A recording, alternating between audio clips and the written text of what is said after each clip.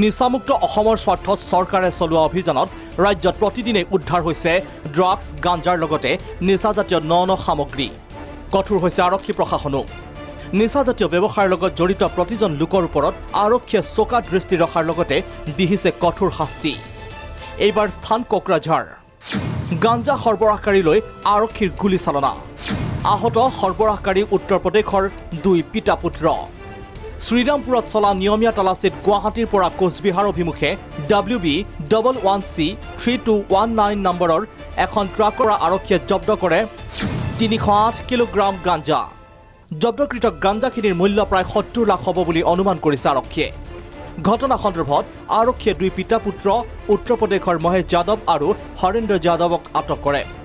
অভিযানৰ সময়ত আটকাধীন দুয়োজন সৰবৰাহকাৰী পলায়নৰ চেষ্টা কৰোঁতে আৰক্ষীৰ গুলীত ভৰিত গুলীবিদ্ধ হয় হৰেন্দ্ৰ যাদৱ